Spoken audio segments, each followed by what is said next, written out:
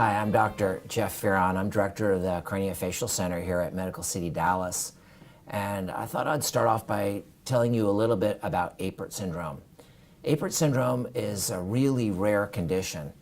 It probably occurs in about 1 in 100,000 births. So that's pretty unusual. And it normally happens to two parents, neither of which have this syndrome. And in the process of taking the genes from the mother and the father and bringing them together, there can be changes in those genes at different places. And if there is a small, tiny change in just one of two genes, a baby's born with Apert syndrome. To begin with, children with Apert syndrome are immediately recognizable because all their fingers and toes are fused together. And although this sounds unusual, in fact, all babies, when they're growing up inside the mother's womb, have their fingers and toes fused together, but then a signal is sent which separates the fingers and toes. In Apert syndrome, that signal is not sent, so the fingers and toes are fused together. This condition also involves fusion of the skull bones. The skull is not a solid bowl of bone, but they're different bones, and where the bones come together, those joints are called sutures. And in children with Apert syndrome, some of those sutures are fused shut.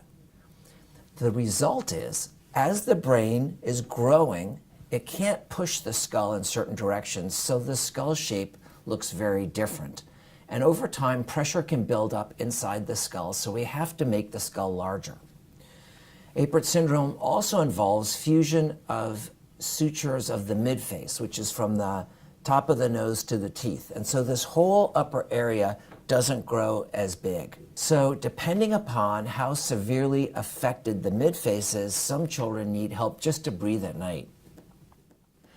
There are also problems that can occur inside the brain. The lakes of fluid inside the brain can be larger, so a small number of children with Apert syndrome need something called a shunt, which is a tube that goes into these lakes and then travels under your skin to your stomach. But most children don't need this. Children can have problems breathing aside from their nose. The windpipe can be abnormally formed. And then, as I mentioned, the fingers and toes are fused shut.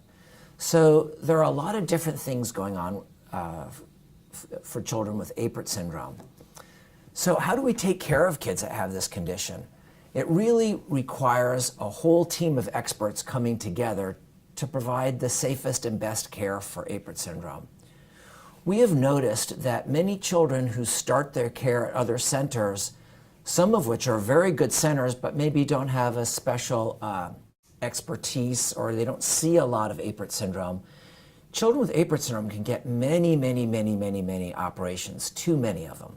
Our center here in Dallas is probably the busiest center in the world for taking care of children that have unusual craniofacial syndromes. The center was started over 30 years ago and has slowly been growing over this time. We treat children from all across the United States, and in the last 2 years have treated children from over 20 different countries. I believe that it is a real privilege to take care of these children, and because of the high volume of experience that we've been able to have, we've learned a lot of things here that probably help the children to have a somewhat safer hospital course and spend less time in the hospital. I want to take a moment to thank everyone who's come this evening for their concern and their desire to help Laura. Many thanks. I hope you have a good evening.